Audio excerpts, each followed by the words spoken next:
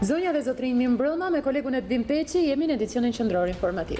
Mirëmbrëma, shikues të nderuar, është edicioni qendror i lajmeve së bashku me kolegen Isida Tufa, do e njohim fillimisht me zhvillimet kryesore. News 24 zbart takimin mes Yuri Kim dhe Edi Ramës në kryeministri. Burime nga ambasada amerikane bën të ditur se palët kanë diskutuar për një sër çështjesh, përfshirë edhe pritshmëritë e qarta dhe të mirënjohura të Shteteve të Bashkuara në lidhje me marrëveshjen e 5 qershorit.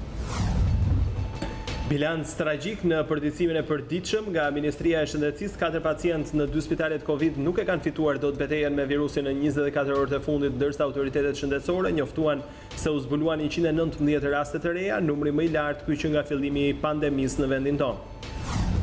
Gjyqtari i Apelit Tiranë Gjingjoni largohet me dorëheqje nga sistemi i drejtësisë. Në letrën drejtuar Këshillit të Lartë Gjyqësor, ai thotë se vetingu është i kompromentuar pasi flirtin e tij po e kalojnë gjyqtarët shërbëtor të pushtetit. Flutura Skënderi, gjyqtare prej 17 vitesh në gjykatën e Apelit të Tiranës, u përball me shkallën e parë të vetingut në seancë dëgjimore publike. Komisioni relatoi probleme me pasurinë e subjektit dhe ngriti dyshime se Skënderi gjykoi 2 çështje në konflikt të hapur interesi. Zbardhe dinamika e ekzekutimit mafioz të Emiliano Ramazanit. Autori u fiksua nga kamerat e sigurisë, mbante në fytyrë një maskë anti-Covid, hetimet për vrasje në 2 pista, dyshimet forta për prishje pazaresh të drogës, si edhe që viktima mund të ketë patur dieni për disa ngjarje të rënda në Elbasan. Ish ministri i jashtëm Ditmir Bushati ka shpërthyer në kritika të forta kundër qeverisë për kandidaten e propozuar si ambasadore në Greqi. Bushati tha se po ndryshohet tradita 100 vjeçare, pasi sipas tij që nga viti 1923 kemi patur në Greqi diplomat të spikatur. Artist dhe punonjës të klubeve të natës në protest para kryeministrisë kundër vendimit të qeverisë për mbylljen e aktivitetit. Policia ndërhyn shoqëron forcërisht disa prej tyre.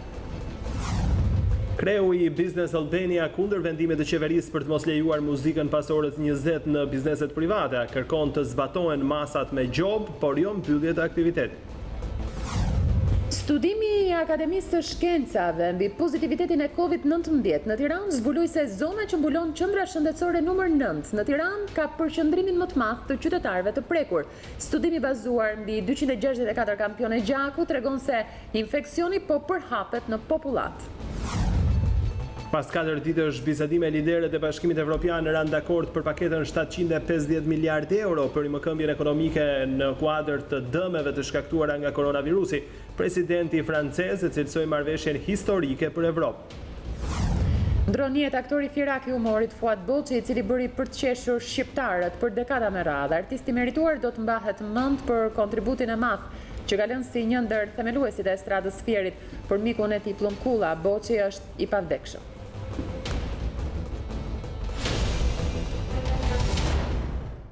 Do të vijojmë tani më gjerësisht.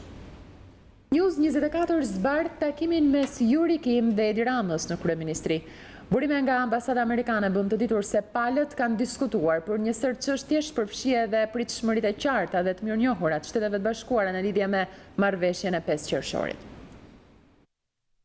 Ka zgjatur 2 orë takimi në kryeministri mes ambasadores së Shteteve të Bashkuara Yuri Kim dhe shefit të qeverisë Edi Rama. News 24 ka arritur të zbardhë bisedën nga burime pranë ambasadës amerikane. Mësohet se Rama dhe Kim diskutuan për një sër çështjesh, përfshirë edhe pritshmëritë e qarta dhe të mirënjohura të Shteteve të Bashkuara të Amerikës në lidhje me marrëveshjen e 5 qershorit që arriti të finalizonte Këshilli Politik, thon burimet e ambasadës.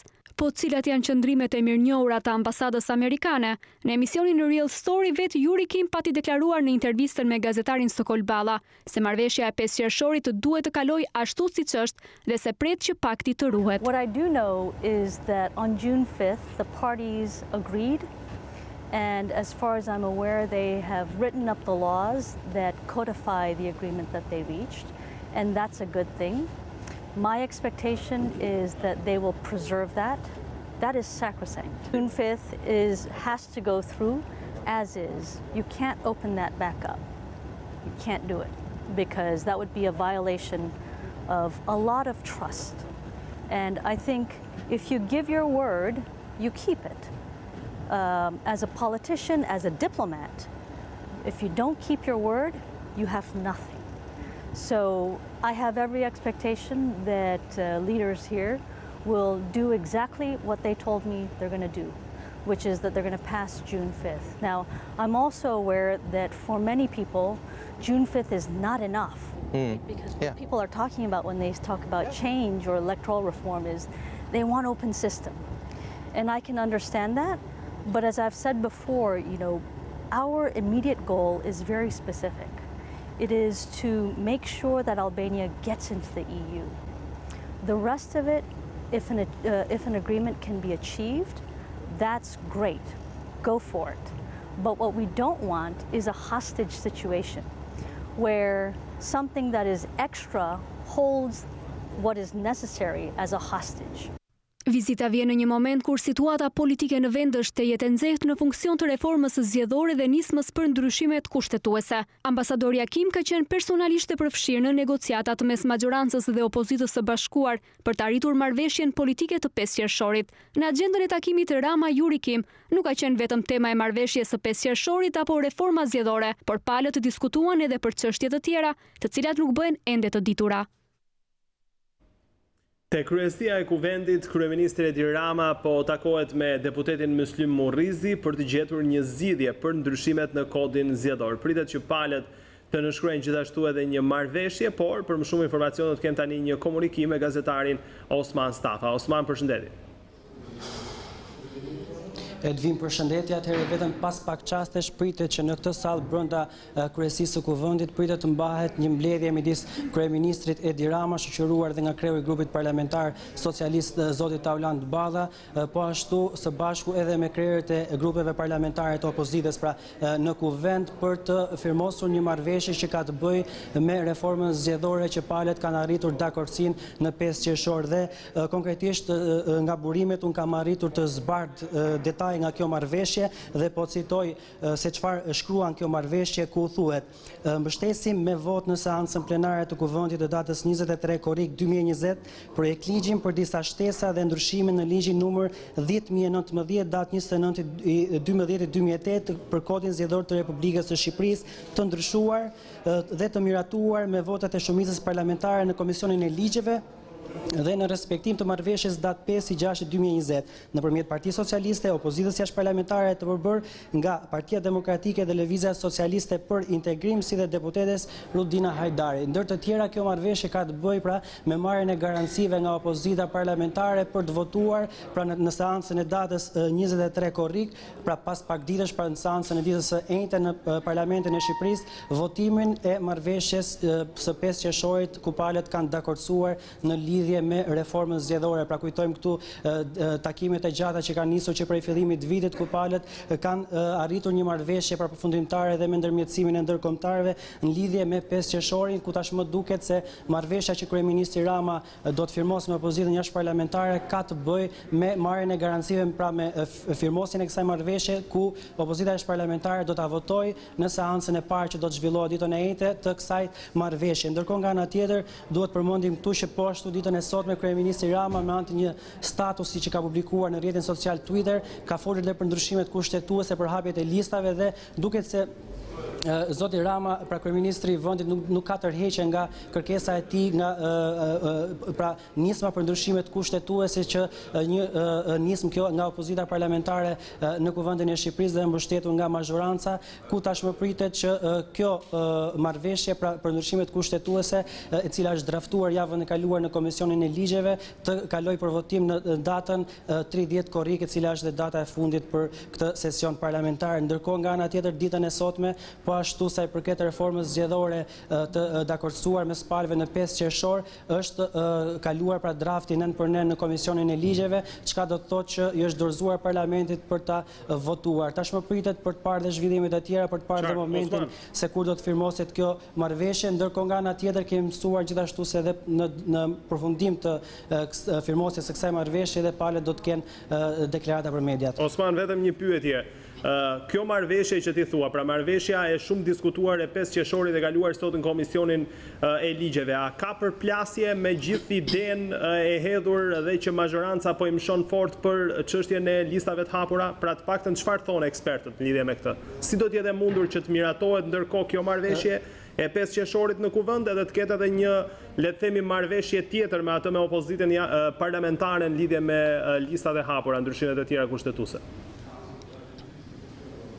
Në gjithë deklaratat që të paktën kanë dhënë ekspertët pranë Partisë Demokratike, por dhe opozita e bashkuar në tërësi e cilëson marrëveshjen mes mazhorancës dhe opozitës parlamentare për ndryshimet kushtetuese të pa bazë dhe e cila është në kundërshtim me marrëveshjen që palët kanë arritur në 5 qershor. Prandaj Partia Demokratike dhe ditën e djeshme me anë të sekretarit përgjithshëm të saj, zotit Gazmend Bardhi, ka bërë të qartë që palët, pra opozita e bashkuar nuk do t'i pranojë kurrësi ndryshimet kushtetuese të propozuara, sepse ato bien ndesh me marrëveshjen që palët kanë arritur për reformën zgjedhore në datën 5 qershor pra të këtij viti. Sipas tyre, kjo marrëveshje do të vinte në rrezik dhe do të cënonte marrëveshjen dhe konsensusin që palët kanë arritur mes tyre sa i përket një teme e cila është diskutuar prej shumë kohësh në Osman, të lutem, qendrimi politik të Partisë Demokratike e dim, po them ekspertët çfarë thonë lidhje me këtë. Pra njohësit e kushtetutës, njohësit e kodit zgjedhor, cili është mendimi i tyre? A ka përplasje, a mund të shkojnë paralelisht pra këto dy gjëra apo nuk shkojnë dot? Sipas ekspertëve të paktën që kanë folur në mediat në ditët e fundit, le të themi që kjo marrëveshje të paktën sipas tyre ka ekspertë të cilët thonë që është në kundërshtim, pra bie në kundërshtim me marrëveshjen e arritur mes palëve. Nga ana tjetër ka dhe ekspertë të cilët mendojnë se kjo marrëveshje që ka të bëjë pra ndryshimet kushtetuese që lidhen me hapjen e listave, e po ashtu edhe me vendosjen e një pragu i cili do të vendoset, do të cilësohet, do të vendoset më vonë në kodin, do të përcaktohet në kodin zgjedhor, e po ashtu edhe heqjen e koalicioneve parazgjedhore, pra edhe ato se çfarë ka deklaruar publikisht dhe zoti Rama, nuk ka asnjë cënim pra të marrëveshjes së arritur në 5 qershor, sepse sipas tij palët mundet që të krijojnë koalicione brenda pra grupit të tyre si opozitë e bashkuar dhe nuk cënon as pak pra koalicionet, ndërkohë që e cilësova, e thash dhe pretendimin që vjen nga Partia Demokratike në lidhje me këtë aspekt, pra që sipas tyre kjo marrëveshje bien ndesh me marrëveshjen e arritur mes palëve. Të kuptuam, falenderojmë Osman për këtë raportim lidhje me këtë takim që pritet zhvillohet aty në kryesinë e kuvendit. Faleminderit. Faleminderit juve. Deputetët socialistë kanë miratuar ndryshimet në kodin zgjedhor në Komisionin Parlamentar të Ligjeve sipas marrëveshjes politike të 5 qershorit. Ndërkohë që deputetët e opozitës parlamentare votuan kundër, në emër të majorancës Damian Gjiknuri tha se Partia Socialiste nuk po ndryshon marrëveshjen. Paketa do të kalojë për votim final në seancën plenare, ku për miratim duhen minimalisht 84 vota. Ndryshimet në kodin zgjedhor bazuar në marrëveshjen e 5 qershorit janë miratuar në tërësi në Komisionin Parlamentar të Ligjeve. Reforma zgjedhore u votua pro vetëm nga deputetët socialistë, ndërkohë që opozita parlamentare votoi kundër. Gjatë diskutimit të gjitha anëneve nuk pati ndryshime, duke respektuar kështu produktin e dakordsuar nga Këshilli Politik. Në emër të mazhorancës socialiste, Damian Gjiknuri tha se shumica parlamentare nuk po e ndryshon marrëveshjen. Është dhënë dakordësia e palës tjetër dhe mos me radhë apo cikletit për shkeljen të marrëveshjes apo për gjykimet e njashme të draftit të amendimeve të kodit zgjedhor. Votimi i nën për nën i reformës zgjedhore nuk kaloi pa debate mbi çështjen e kuotave gjinore. Këtu nuk flitot për respektimin e parimit barazisë gjinore në përbërjen e kolegjit zgjedhor, por në detyrimin që ka kolegji zgjedhor për të garantuar përfaqësimin gjinor. Sipas një studimi të botuar një javë më parë lidhur me rezultatet e vetingut, rezulton që kanë kaluar vetingun më shumë gratë gjyqtare, gratë dhe vajza se sa burrat. Pra përqindja është 2 herë më e lartë e gratë se sa të burrat. Ne do shikojmë a do gjeni burra për të përfaqësuar të paktën 30%. Është gjykata në finale që e garanton respektimin e parimit barazisë gjinore. Pas votimit në Komisionin e Ligjeve, ndryshimet në kodin zgjedhor do kalojnë për votim në seancë parlamentare për votimin përfundimtar, por që për të cilën duhen të paktën 84 vota deputetësh. Votimi pro ndryshimeve në ligjin elektoral vjen në një moment kur politika është përfshirë në përplasje të forta, për shkak se mazhoranca mbështet nismën për ndryshime kushtetuese, sipas të cilës në zgjedhje partitë prezantohen me lista kandidatësh për deputet pothuajse të hapura dhe ku hiqen koalicionet parazgjedhore. Ndryshimet në kushtetut kundërshtohen me forcë nga opozita e bashkuar, e cila kërkon që kuvendi të votojë vetëm reformën zgjedhore sipas dakordësisë së 5 qershorit. Këto çështje ishin temë në mbledhjen e së ëndës së Këshillit Politik, pjesë të cilës u bë edhe kryeministri Edi Rama dhe sekretari i përgjithshëm i Partisë Demokratike Gazmend Bardhi. Por pas 5 orë debate, palët nuk arritën të gjenin gjuhën e përbashkët, duke qëndruar besnik pozicioneve përkatëse.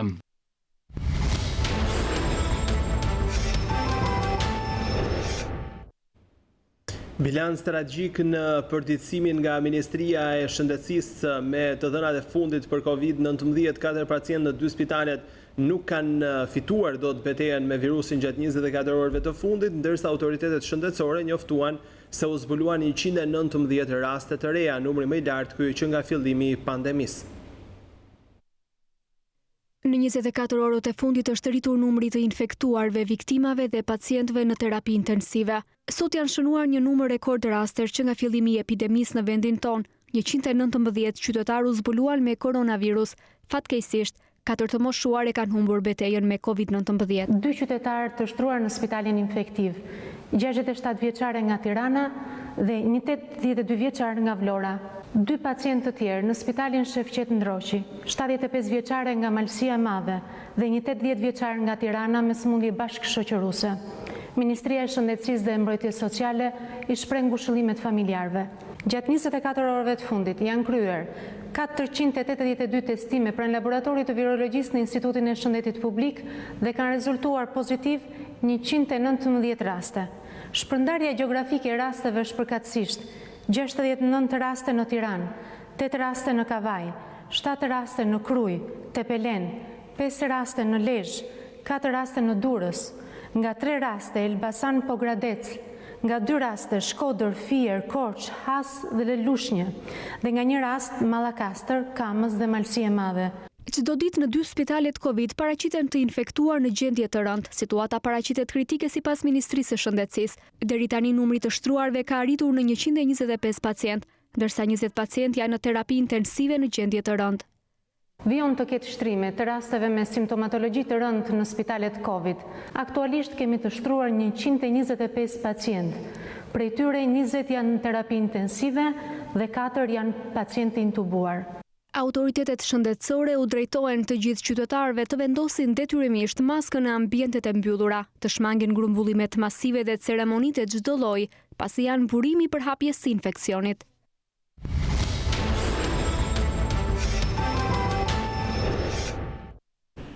Gjyqtari i Apelit Tiranë Gjingjoni largohet me dorëheqje nga sistemi i drejtësisë. Në letrën drejtuar Këshillit të Lartë gjyqësor, ai thotë se vettingu është i kompromentuar pasi filtrin e tij po e kalojnë gjyqtarët shërptor të pushtetit. Gjingjoni, një prej emrave më të anatemuar nga mazhoranca dhe ndërkombëtarët, largohet nga sistemi i drejtësisë. Më 17 korrik 2020 ai paraqiti Këshillit të Lartë gjyqësor kërkesën për dorëheqje nga detyra e gjyqtarit të Apelit të Tiranës. Në letrën dërguar qeverisë së gjyqësori, Gjingjoni thotë se përgjatë 27 viteve karrierë në drejtësi, nuk i është nënshtruar presioneve të kriminalëve apo njerëzve të veshur me pushtet. Ai hedh akuza të forta ndaj institucioneve të vettingut, të cilët sipas tij po hedhin në rrugë gjyqtare prokuror që nuk u bën shërbëtor të pushtetit. Prej kohësh sistemi i drejtësisë është në kolaps. Lëvizje dhe sita e vettingut nuk ka të njëjtat parametra dhe as kritere të barabarta për të gjithë. Nëse je shërbëtor i politikës, nëse vulos e firmos pa menduar e lexuar, pa ju nënshtruar ligjet e kushtetutës e kalon. Nëse je shpallur më parë armik i partisë, nuk shihesh me sy të mirë dhe përfundon në rrugë. Shumë kolegë të nderuar nuk e janë nënshtruar në mënyrë të barabartë ligjit. Shumë kolegë që kanë dënuar eksponentë të krimit të organizuar janë flakur nga sistemi, vetëm sepse nuk i do partia, ndërkohë që shumë të tjerë kanë kaluar pavarësisht paligjshmërisë akumuluar sa një mal në ushtrimin e funksionit të tyre si gjyqtar. Gjyqtari Gjoni thotë se përgjatë 7 viteve të fundit i është dashur të përballojë sulme politike të paskrupullta në adresë të tij dhe familjes, që sikurse deklaron, i drejtoheshin vetëm sepse nuk pranoi të bëjë palë me pushtetin. Sulmeve politike nuk janë përgjigjur, sepse kam zgjedhur të bëj rolin e gjyqtarit dhe të flas me vendime dhe jo me fjalë. E vetmja mënyrë që kam mbetur për të shërbyer publikut është të dorëhiqem dhe të përballem në mbrojtje të interesit publik, duke qenë në ballë të luftës për drejtësi. Për këtë arsye, kërkoj dorëheqjen e parevokueshme nga statusi i gjyqtarit dhe njëkohësisht edhe gjyqtarit të Apelit Tiranë. Kërkesa e tij pritet të shqyrtohet në mbledhjen e radhës në Këshillin e Lartë gjyqësor. Me largimin si gjykatës në apel, Gjingjoni lë edhe detyrën si antar i kolegjit zgjedhor. Lajme më i fundit tani të nderuar shikues, është marrëveshja politike për reformën zgjedhore që pritet të firmoset nga palët politike. Në Tiranë, datë 21 korrik 2020, palët e mposhtme, pakica parlamentare në Kuvendin e Shqipërisë e përbërë nga Grupi Demokrat, përfaqësuar nga zoti Myslim Murizi në cilësinë e kryetarit të grupit. Grupi Demokraci dhe Drejtësi, përfaqësuar nga zoti Edmond Stojku në cilësinë e kryetarit të grupit, Grupi i Pavarur, përfaqësuar nga zoti Nimet Musaj në cilësinë e kryetarit të grupit, dhe Grupi Parlamentar i Partisë Socialiste të Shqipërisë në cilësinë e shumicës parlamentare në Kuvendin e Shqipërisë, përfaqësuar nga kryetari i grupit zoti Taulant Balla.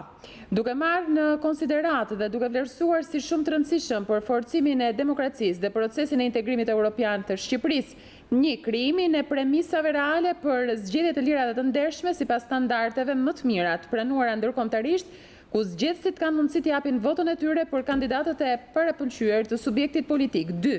Miratimin e reformës zgjedhore dhe adresimin e rekomandimeve të OSBE-ODIR-it me qëllim forcimin e besimit të qytetarëve tek zgjedhjet. 3. Përmbushjen e kushtit të vendosur në takimin e Këshillit Evropian të datës 25 mars 2020 për miratimin e reformës zgjedhore në përputhje të plot me rekomandimin e OSBE-ODIR-it përpara konferencës parë ndërqeveritare në kuadër të procesit të integrimit të Shqipërisë me BE-n, prioriteti më madhor për ardhmërinë e vendit. 4. Dialogun gjithëpërfshirës ndërpartiak në proceset demokratike të vendit ku reforma zgjedhore është prioritare. Me mirëkuptimin dhe vullnetin e plot, njëkohësisht angazhohen të 1. Mbështesin me vot në seancën plenare të Kuvendit të datës 23 korrik 2020, projekt ligjin për disa shtesa dhe ndryshime në ligjin numër 10.019, datë 29/12/2008, Kodi zgjedhor i Republikës së Shqipërisë të ndryshuar, të miratuar me votat e shumicës parlamentare në Komisionin e Ligjeve, në respektim të marrëveshjes datës 5/6/2020 nëpërmjet Partisë Socialiste, opozitës jashtëparlamentare përbërë nga Partia Demokratike dhe Lëvizja Socialiste për Integrim, si edhe deputetës Rudina Hajdari. 2. Mbështesin me vot në seancë plenare të Kuvendit të datës 30 korrik 2020 projekt ligjin për disa shtesa dhe ndryshime në ligjin numër 8417, datë 21/10/1988, ku Shtetuta e Republikës së Shqipërisë të ndryshuar, miratuar me votat unanime të anëtarëve të Këshillit të Legjislacionit dhe Komisionit të Çështjeve Ligjore, Administratës Publike dhe të Drejtave të Njeriut të Kuvendit të Mbledhjes së Përbashkët, datë 14 korrik 2020. 3.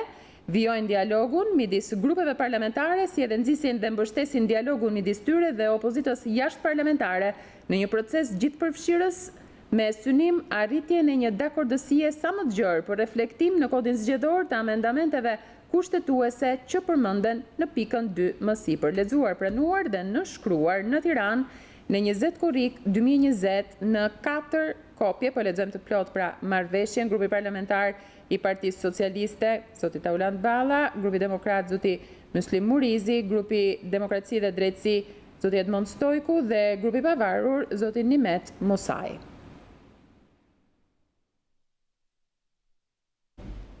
Do të vijojmë me të tjera informacione. Flutura Skënderi, gjyqtare prej 17 vitesh në apelin e Tiranës, u përball me shkallën e parë të vettingut në seancë dëgjimore publike. Komisioni relatoi probleme me pasurinë e subjektit dhe ngriti dyshime se Skënderi gjykoi 2 çështje në konflikt të hapur interesi.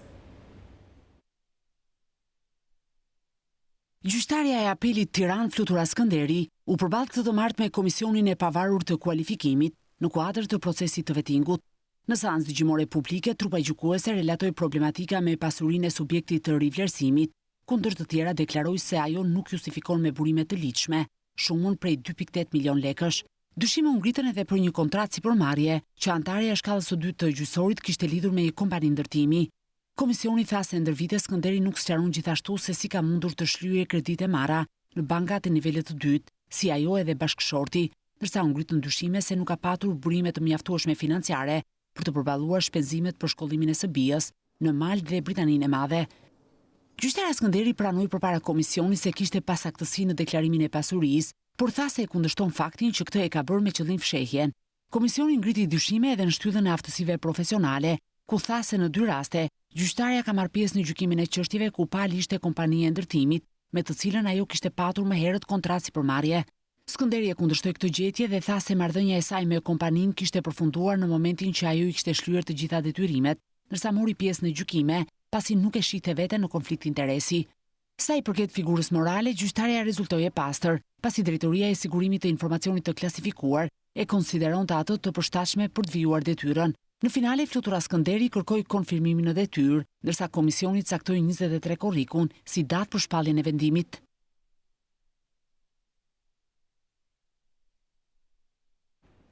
Zbardhet dinamika e ekzekutimit mafios të Emiliano Ramazanit, autori u fiksua nga kamerat e sigurisë, mbante në fytyrë një maskë anti-Covid.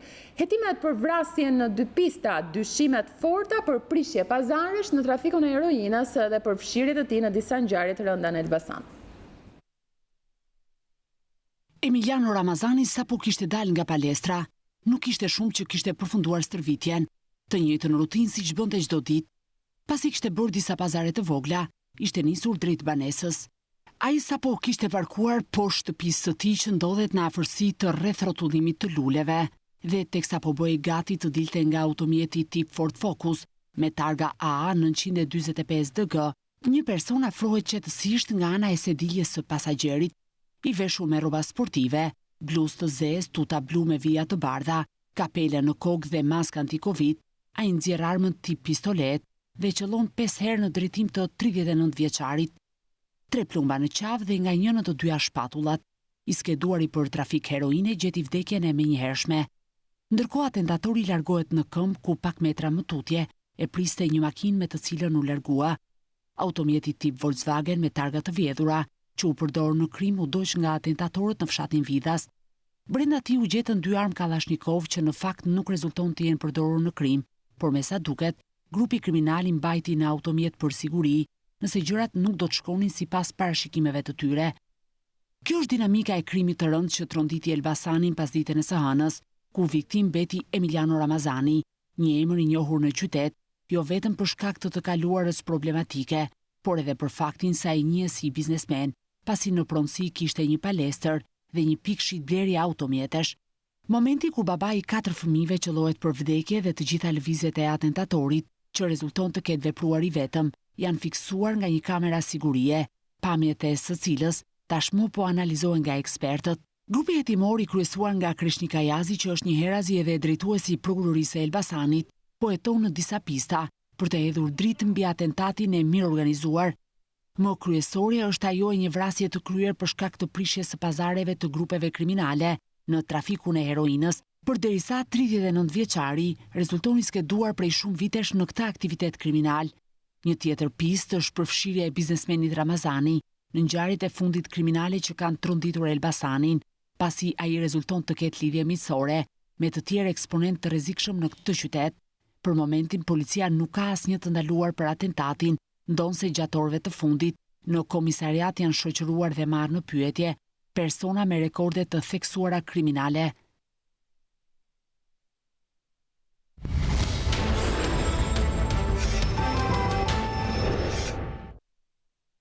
Do të kemë tani komunikimin e përjafshëm me kolegët e zërit të Amerikës. Do të lidhem me Rudina Dervishin për informacionet më të fundit atje. Ka zhvillime të ndryshme Shtetet Bashkuara, patjetër që predominon fushata elektorale, por edhe Covidi në anën tjetër, por edhe zhvillime të tjera të debatueshme për cilat do të flasim tani me Rudina. Rudina, të përshëndes. Përshëndetje, Edvin.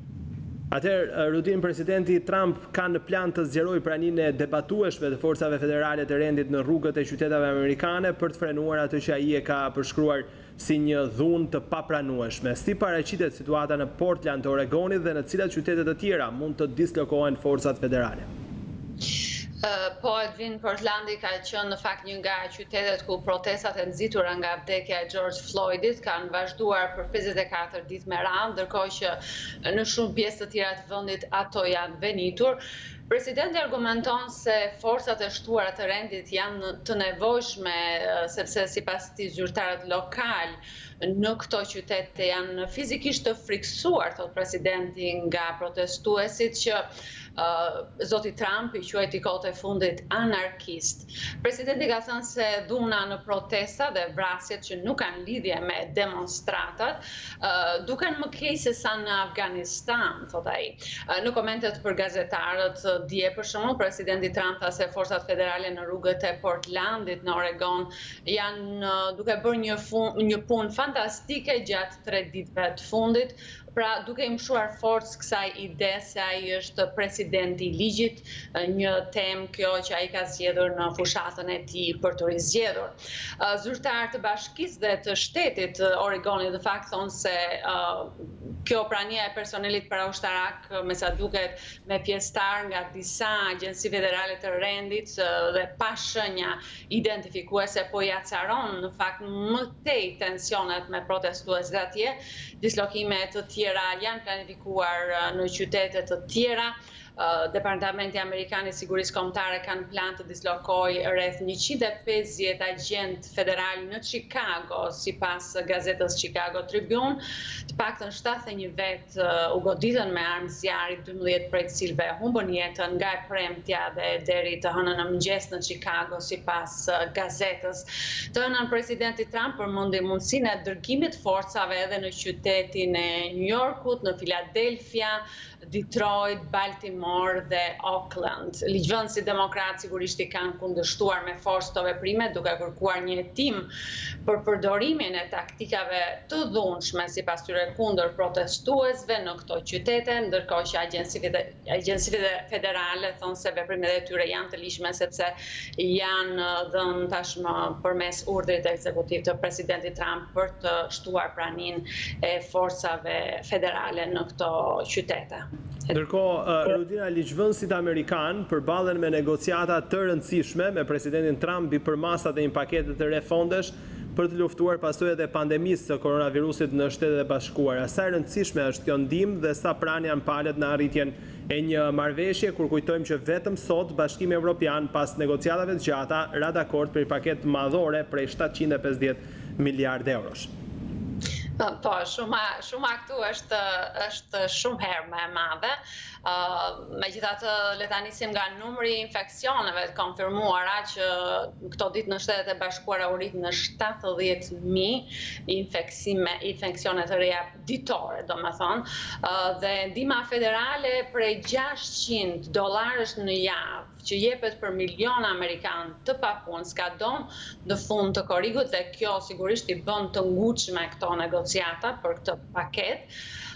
Por presidenti Trump dhe aleatët e tij republikanë në Kongres dhe demokratët e opozitës nuk kanë arritur ende një konsensus se çfarë është kjo ndihmë e re që do të miratojnë dhe se sa para do të shpenzojnë për të.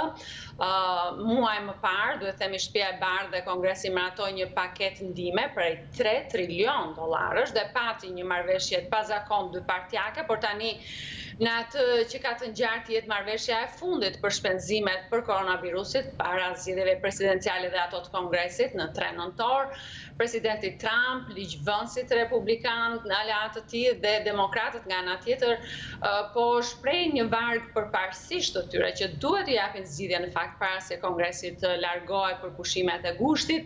Udhëheqësi i shumicës në Senat, Mitch McConnell, ka thënë se bëhet fjalë për një marrëveshje rreth $1 trilion, por demokratët nga ana e tyre duan që plani të jenë shumë më i madh, më shumë në përputhje me paketën prej $3 trilion që dhoma e përfaqësuesve e kontrolluar nga demokratët e miratoi në mes të majit. Kjo paketë tashmë është bllokuar në Senat, i kontrolluar nga republikanët, ndërsa demokratët kanë përthirrje për miratimin e kësaj pakete, pra bëhet fjalë për $3 trilion të tjera dollar që kërkojnë demokratët. Në një intervistë me emisionin Fox News të dielën, presidenti rekomandoi mbrojtjen e bizneseve nga përgjegjësitë ligjore. Një temë tjetër është për shembull heqja e përkohshme e taksës mbi pagat, gjë që shihet si një nxitje që kërkon presidenti t'ju bëjë bizneseve për të rikthyer në punë. Megjithatë, kjo thonë demokratët do të ndihmojnë vetëm ata që kanë punë dhe nuk do të ndihmojnë ata amerikanë që janë pa punë. Pra janë disa pika të nxehta Edvin të negociatave në këtë Washington, duhet themi të përçarë, por që duhet të zgjidhen para gushtit. Mirë, të falenderoj Rudina për gjithë informacionet që përcollën këtë raportim e ne. Faleminderit juve.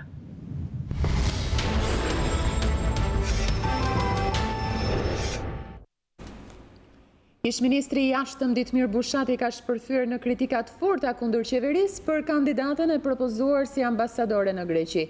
Bushati tha se po ndryshohet tradita 100 vjeçare pasi sipas tij që nga viti 1923 kemi patur në Greqi diplomat të spikatur. Bushati shtoi se jemi në kushtet e paligjshmërisë pasi presidenti nuk është shprehur me dekret. Ish-ministri i jashtëm Ditmir Bushati ka shprehur kritika të forta ndaj qeverisë dhe kryeministrit Edi Rama, i cili zyrtarisht mban njerësh edhe detyrën e ministrit të jashtëm, mbi propozimin për ambasadore të Shqipërisë në Greqi, Luela Aidaraga. Në komisionin e jashtëm parlamentar, ku u zhvillua seanca dëgjimore me kandidatin për ambasadore në Athinë, Bushati tha se ambasador bëhesh ose me histori karriere, me një gradë të caktuar dhe jo me bashkëngjitje. Ditmir Bushati solli në vëmendje se historikisht Shqipëria është përfaqësuar në Greqi, nisur nga raportet specifike mes vendeve, me personalitete të shquara të diplomacisë. Sipas tij po ndryshohet tradita 100 vjeçare, ku nga përfaqësimi me diplomatë spikatur, në Athinë qeveria po dërgon njerëz anonim. Ambasador mund të bëhesh në dy mënyra.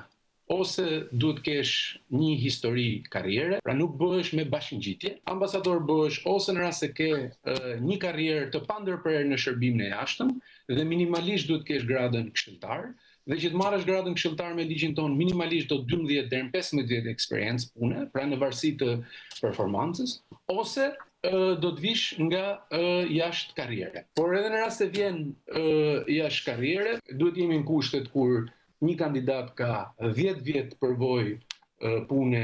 Ne kemi vendosur marrëdhënie diplomatike me Greqinë për herë të parë në 9 janar të 1923. Dhe Pandeli Vangjeli, në atë kohë ministri i jashtëm, ka propozuar Mithat Frashën. Mund t'ju them, në rast se shohim historikun ton, pavarësisht formave të qeverisjes në Shqipëri, rezulton që të gjithë kandidatët për ambasador apo ato që kanë shërbyer në Greqi ose kanë qenë njerëz me karrierë të spikatur brenda shërbimit jashtëm, ose kanë qenë njerëz të një profili shumë të lartë publik. Por ne duhet kemi një arsyetim si komision pse po e ndryshojnë traditën 100 vjeçare. Kritika ish-ministri Bushati artikuloi edhe sa i takon procedurës së ndjekur nga Ministria e Jashtme, pasi tha se ende nuk ka një shprehje nga ana e presidentit të Republikës për vakancën e krijuar në krye të përfaqësisë shqiptare në Greqi. Ditmir Bushati kritikoi ashpër drejtuesit e Ministrisë së Jashtme për atë që e cilësoi si valë denigruese ndaj diplomatëve shqiptar në Greqi. Sipas tij është në detyrën e ministrisë të mbrojë dinjitetin e diplomatëve shqiptar, gjë e cila Bushati la të kuptojë qartë se në rastin e Greqisë ka munguar. Unë gjithashtu prisja sot nga sekretari i përgjithshëm, i cili mbronte dinjitetin e diplomatëve të cilët janë në përkëmbur në media. Sepse edhe në praktikën kur një diplomat shpallet non grata, që është një praktikë jashtëzakonisht e rrallë për botën demokratike apo rendin liberal ndërkombëtar në cilin jetojmë, sërish kjo procedurë bëhet në mënyrë mjaft diskrete. Në fund të seancës dëgjimore, Komisioni Parlamentar i Jashtëm mbështeti kandidaturën e Luela Aidaragës, e cila do t'i kalojë presidentit të Republikës për dekretim. Në ditën e dytë të vizitës në Kosovë, kryetari i Partisë Demokratike Lulzim Basha është takuar me kryetarin e komunës të Prishtinës dhe asaj të Mitrovicës. Lideri i opozitës të bashkuar u shpreh qartë se luftën e Kosovës për lirinë nuk mund ta njollos askush, ndërsa theksoi se Partia Demokratike dhe vetë ai janë shprehur kundër idesë për ndryshim kufish. Basha ka bërë homazhe dhe tek varri Ibrahim Rugovës dhe i sta boletinit. Kryetari i Partisë Demokratike Lulzim Basha ka vazhduar edhe këtë të marrë takimet me personalitete në Kosovë. Gjatë bisedës me kryetarin e komunës së Prishtinës, Shpendameti tha se Basha mund të konsiderohet kosovar, pasi ka jetuar dhe punuar për Kosovën. Mëtej Ahmeti shtoi se është e nevojshme që politika në Shqipëri e Kosovë të ketë një koordinim më të madh. Po e quaj Lulin se me Lulin jemi shumë modern, bile thash është kosovar, sepse ka jetu këtu në një prej kohës kur ka qenë në punë në Kosovë, pas përfundimit të luftës, tashmë nevojitet një kohezion bukur i mirë i faktorit politik së pari brenda shtetit të Kosovës, por edhe tepër më me rëndësi mendoj një koordinim i faktorit politik shqiptar në përgjithësi. Teksa u pyet nga gazetarët për akuzat e gjykatës speciale ndaj drejtuesve të UÇK-s, Lulzim Basha tha se askush nuk mund të njollos luftën për liri të Kosovës. Ne dim që për 100 vjet e më shumë Kosova është përballur me val pas val spastrimesh etnike dhe genocidi. Unë vetë jam nën produkt i një prej këtyre spastrimeve etnike që detyroi gjyshët e mi të largohen nga Kosova në vitet 20. Nuk mund të rri pa theksuar se drejtësia nuk mund të ketë dy kute. Boll më me një peshore e cila anon nga ana e akuzave ndaj viktimës, ndaj mbrojtësve të viktimës, ndërkohë që krimet çnjerëzore të ndodhura në territorin e Kosovës mbeten pa autor sa i përket ekzekutorëve, pa autor sa i përket urdhëruesve, pa autor sa i përket përgjegjësve politik. Pas këtij takimi, Basha udhtoi drejt Mitrovicës, ku zhvilloi edhe atje një takim me kryetarin e komunës, Agim Bahtiri. Ky i fundit i tha Bashës se në vizitën e radhës do e pres liderin e opozitës së bashkuar si kryeministrin e Shqipërisë. Këtij vendi dhe këtij populli dhe këtij kombi përgjithësi i vjen një njeri i cili me të vërtet ja vlen të jetë shërbëtor i qytetarëve, sepse jemi lodhur nga njerëzit të cilën në basë kur gjarë për i korbuar, që e shtrydh këtë popull, e shtangon këtë popull, dhe këtë popull duhet më liru për atyre njerëzve. Në fjalën e tij, Basha nuk ngëroi ta quajë Mitrovicën kryeqytet të kombit shqiptar, si dhe të jap mesazhin se është kundër ndryshimeve të kufive të Kosovës. Edhe Partia Demokratike, unë personalisht, jemi bashkëngjitur qëndrimit të drejtë dhe konsekuent kundër coptimit të Kosovës, ruajtjes së tërësisë territoriale si parakusht i vazhdimësisë sovranitetit dhe pavarësisë Kosovës, investime të lara me gjakun e bijve dhe bijave më të mira të Kosovës, investime europiane dhe amerikane, investime euroatlantike. Gjatë vizitës në Kosovë, Lulzim Basha i shoqëruar nga nënkryetari i PD Edi Paloka dhe ish ministri i jashtëm Besnik Mustafaj, kryen homazhe e vendosën lule në varret ku prehen Ibrahim Rugova dhe Isa Boletini.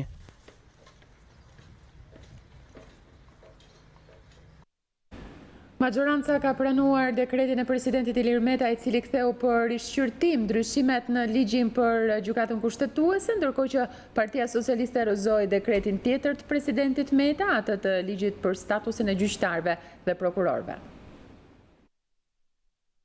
Pasi vendosi të mos e shkarkoj presidentin e Republikës Ilir Meta, të akuzuar fillimisht për shkelje të kushtetutës për emërimet në gjykatën kushtetuese, majoranca ka pranuar dekretin e tij për rishqyrtim në kuvend të ndryshimeve ligjore në ligjin për gjykatën kushtetuese. Deputetët socialistë në Komisionin e Ligjeve të ndikuar nga opinioni i Komisionit të Venecias kanë reflektuar duke pranuar se mekanizmi zhbllokues për ceremoninë e betimit të anëtarëve të gjykatës kushtetuese nuk duhet të jetë pjesë e ligjit organik të institucionit, por të përfshihet në kushtetutë. Kryetari i ligjeve Ulcim Manja tha se do të ndërhyjet në kushtetutë për të bërë pjesë të saj mekanizmin zhbllokues që rregullon rastet kur presidenti refuzoi të organizojë ceremoninë e betimit për gjyqtarët.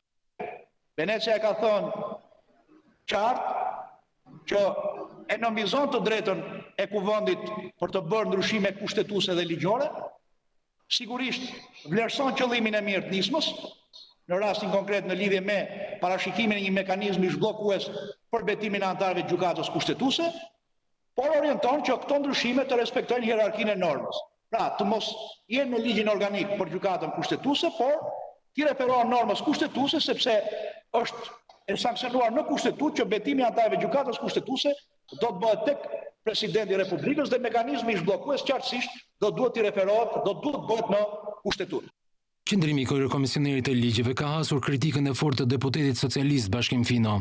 A është mbreti e rëndë e presidentit, a është të vrejtje për shokun Ilir Meta, kur nuk pranon të bëjë ceremoninë e betimit të gjykatës kushtetuese, ndërkohë që ne vazhdojmë pikërisht të dekret sot, ka që shpytja ime. Më thuaj që jam në rregull. Kjo është pyetja juaj dhe ju keni gjithë të drejtën të bëni pyetje. Përgjigjja ime është ajo që të dash. Mendimin tim e kam dhënë dhe publik dhe me vot dje në miratimin e raportit përfundimtar të Komisionit Hetimor dhe nuk kam arsye për shkakun vetvetëm. Gjatë mbledhjes së Komisionit të Ligjeve, majoranca ka rrëzuar dekretin tjetër të presidentit Meta për rishqyrtimin e ndryshimeve në ligjin për statusin e gjyqtarëve dhe prokurorëve. Ndryshimet ligjore parashikojnë një mekanizëm zhbllokues për ceremoninë e betimit për anëtarët e gjykatës së lartë dhe prokurorit të përgjithshëm.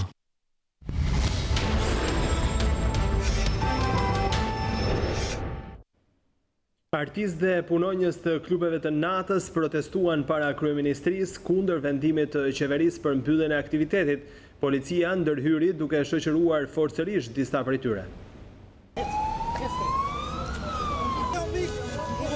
Nën moton muzika nuk vret, artistët protestuan sërish këtë të martë përpara kryeministrisë, kundër aktit normativ të qeverisë për mbylljen e lokaleve të natës, të cilat cilësohen si burim për përhapjen e virusit COVID-19.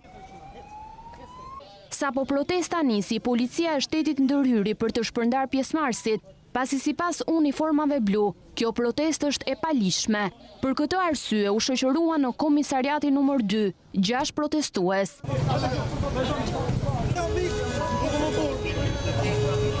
Por kjo ndërhyrje policisë nuk i largoi të gjithë protestuesit dhe ata vendosën të grumbulloheshin përsëri, këtë herë në Lulishten për brik kryesisë së kuvendit. Dhe fëmijët e mi janë muzikantë.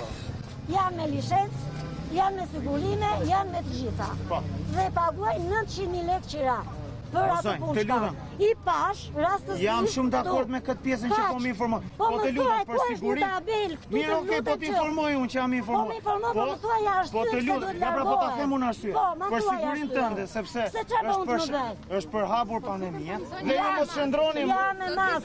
Instrumentistët, muzikantët, artistët dhe punonjësit të lokaleve të natës thanë se vendimi i qeverisë është i padrejtë dhe kërkojnë paketë ndihme, nëse aktiviteti i tyre do të vijojë të qëndrojë mbyllur. Hiqet fare ky akti normativ sepse ndikon drejt për drejt në jetesën tonë. Zgjidhja, le të themi më e lehtë, qofse nuk do hiqet akti normativ, është një dëmshpërblim për gjithë muzikantët, gjithë lokalet për periudhën që nuk do ketë punë. Janë të ardhët kryesore që në mbajmë jetojmë, domethënë, këtër nuk kemi pjesë atyre këngëtarëve që marrin nga 20-30.000 euro. Ata ftuan edhe këngëtarët e njohur të skenës për të bërë pjesë e kauzës së tyre. Por nuk do të thotë që mos të bëjmë pjesë e kësaj kauze, sepse mos këtë javës tjetër, muajin tjetër ka të prek edhe këta. Më herët kryeministri Rama reagoi duke cilësuar një protestë të pakonceptueshme. Rama u shpreh se aktivitetet të tilla muzikore nuk janë lejuar asnjë ditë. Kreu i Business Albania Luan Brega si shprehet kundër aktit normativ të qeverisë për të mos lejuar muzikën pas orës 20 në të gjitha baret dhe lokalet e natës. Ai sugjeron që autoritetet të gjobitin biznesin që nuk zbatojnë rregullat ndaj COVID-19 dhe jo të merren masa drastike për mbylljen e bizneseve në të gjithë vendin. Pas izolimit disa mujor dhe sakrificave që bëri biznesi shqiptar duke stopuar aktivitetin, një tjetër izolim do të ishte vdekje prurës për ekonominë. I këtij mendimi është kreu i Business Albania Luan Bregasi, i cili shprehet kundër aktit normativ të qeverisë për të mos lejuar muzikën pas orës 20 në të gjitha baret dhe lokalet e natës. Bregasi sugjeron që autoritetet të gjobisin bizneset që nuk zbatojnë rregullat ndaj COVID-19 dhe jo të merren masa drastike për mbylljen e bizneseve në të gjithë vendin, veprime këto që sipas tij vdesin ekonominë. Një goditje tjetër që mund të jepet ekonomisë duke e izoluar, duke e mbyllur, do të ishte vdekje prurëse për biznesin dhe për ekonominë shqiptare. Virusi nuk ka orar. Shteti të zbatojë fort rregullat e protokolleve që ka miratuar. Të gjobiten bizneset duke qenë hapur dhe duke mos zbatuar rregullat. Shteti duhet të marrë misionin e operatorit të kontrollit të protokolleve. Në qoftë se flitet për këto, pabet në natën vonë ka probleme, ka mungesë të kontrolleve, mund të ketë masa të veçanta në qytete të veçanta, për disko të veçanta, ku ka pasur probleme, ku nuk zbatohen rregullat. Por nuk jam për mbylljen opshe. Dikush që respekton masat e Covidit, gjithë protokollin, nuk ka pse mbyllet, nuk ka pse vuajë. Sipas Bregasit, biznesi mirëkuptoi vendimet e qeverisë të marra për gjatë 4 muajve, por tashmë është radha e qytetarëve për të bërë sakrificën e tyre, duke zbatuar masat kundër COVID-19. Kreu i Business Albania thotë se ekonomia duhet të ndjek rrugën e saj duke u hapur gradualisht dhe zbatuar protokollet e miratuara nga qeveria. Biznesi dhe kapitali, ekonomia e ka bërë një sakrificën, e bëri 4 muajt e parë. Tashmë ju bie përgjegjësia e njerëzve. Biznesi e ka mirëkuptuar qeverinë në gjitha vendimet që mori në muajin mars, prill, maj, kur raporti i kujdesit sigurisht kaloi në favor të shëndetit të njerëzve. Hapja e ekonomisë duhet bërë në mënyrë graduale dhe sigurisht duke zbatuar protokollin e COVID-19. Pra shteti ka detyrë që të zbatojë protokollet që i ka miratuar vetë. Tashmë i vjen të bëjnë sakrificë njerëzit, që do të thotë të vetë mbrohemi, të vetë kujdesemi, të zbatojmë rregullat e protokolleve që ka vendosur qeveria. Bregasi foli edhe për situatën ekonomike në vend, duke e cilësuar atë tepër të goditur nga pandemia duke u ndalur veçanërisht në sektorin e turizmit. Situata ekonomike në Shqipëri, domethënë, pas krizës së pandemisë është shumë alarmante, shumë shqetësuese. Ekonomia është në shifra 30 deri në 50% krahasuar me të njëjtën periudhë vitit kaluar. Shifrat më të frikshme i ka turizmi, për shkak të natyrës turistike që ka Shqipëria dhe ekonomia përgjithsisht shqiptare. Gati 25% të GDP-s e ka prej turizmit. Studimi i Akademisë të Shkencave mbi pozitivitetin e Covid-19 në Tiranë zbuloi se zona që mbulon qendra shëndetësore numër 9 në kryeqytet ka përqendrimin më të madh të qytetarëve të prekur. Studimi bazuar mbi 264 kampione gjaku të 4 qendrave shëndetësore tregon se infeksioni po përhapet në popullat. Akademia e Shkencave në bazë të një studimi mbi pozitivitetin e Covid-19 në Tiranë bën me dije edhe zonat të cilat kanë rezultuar me infeksionin më të lartë. Imunologu Gent Sulçebet tha se studimi i bërë në javët e fundit të majit dhe atë të javës së parë të korrikut flasin për shtim të rasteve, bazuar në studimin e kampionëve të gjakut të 264 individëve në 4 qendra shëndetësore, ai zbuloi edhe qendrën shëndetësore me qytetarët më të prekur. Rezultatet ishin të tilla që patëm një ndryshmëri, pra një variabilitet të lartë midis rezultateve në qendrën shëndetësore numër 3, cila doli me përqindje rreth 6.3%, pra 6.3% të individëve, të rreth 70 individëve që u studiuan, 79 individëve që u studiuan në këtë lagje, ishin pozitiv për antitrupat ndaj SARS-CoV-2-shit. Në lagjen 7, interesant, që i korespondon lagjes së Laprakës, pozitivitet ishte 0. Pra, në rreth 40 e sa individ, asnjëri nuk rezultoi pozitiv. Ndërkohë, në lagjen 8, pozitiviteti ishte më i ulët, 2.8%, ndërkohë që në lagjen 9, ku dihet që ka pasur një qarkullim të virusit në atë lagje, përqindja ishte më e lartë në 17.5%. Përqindja e përgjithshme në këtë popullat, në gjithë individ prej 264 individ që studiuan, ishte 6.4%. Është një përqindje relativisht e ulët nëse ne krahasojmë me vendet e tjera të Evropës që kanë në këtë moment një përqindje prej rreth 10%. Shqipëria mbetet ende larg qëllimit të imunitetit të tufës, pasi bazuar në studim, Tirana, që është dhe rajoni më i prekur nga Covid-19, ka vetëm 6 deri në 7% të popullatës pozitive. Ndaj imunologu Gent Sulçebet thotë se duhen masa shtrënguese për të mos u shpërndar më tej infeksioni.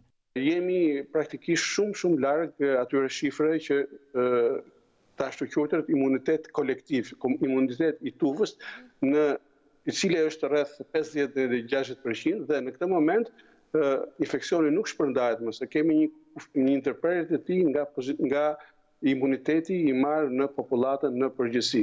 Por ne nuk duhet presim në asnjë mënyrë që të shkojmë drejt asaj, sepse siç thash më lart, mund të kemi pasoja negative të rëndësishme në një kohë të shkurtër në shëndetin e njerëzit. Pra, duhet merren masat restriktive, mos grumbullohen njerëz, të mbahet maskat në mënyrë sa më të vazhdueshme, masive, veçanërisht në ambientet e mbyllura. Studimi i Gent Sulçebet dhe epidemiologut Alban Ylli do të vijojë në muajin shtator.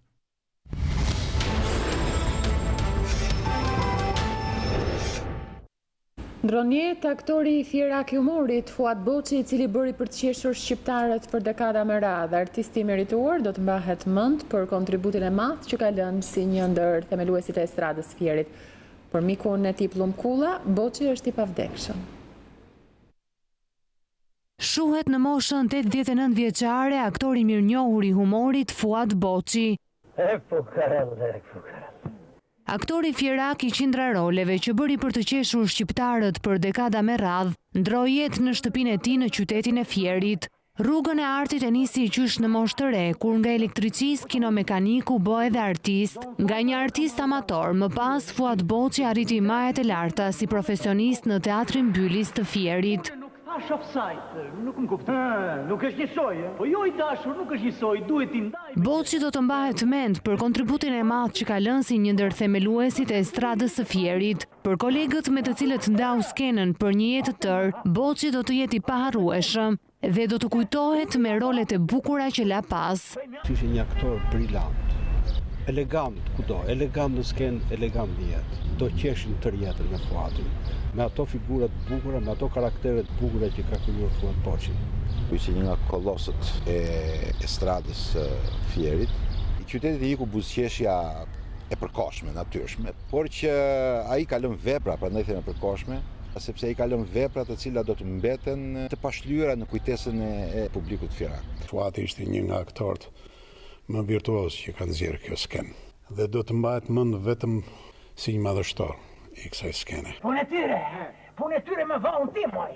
Aktori Fuad Boçi gjatë gjithë karrierës së tij ka luajtur mbi 600 role dhe 160 premiera. Shumë karaktere dhe skena në mbar vendin, por ka spikatur me rolet e Lipe Shtogu, Belul Gjeraqina dhe Llazi, për kontributin e tij në skenën e teatrit të Fierit, por edhe për rolet e tij të shumta. Fuad Boçi është nderuar me disa nga titujt më të lartë si qytetar nderi i Fierit dhe artist i merituar.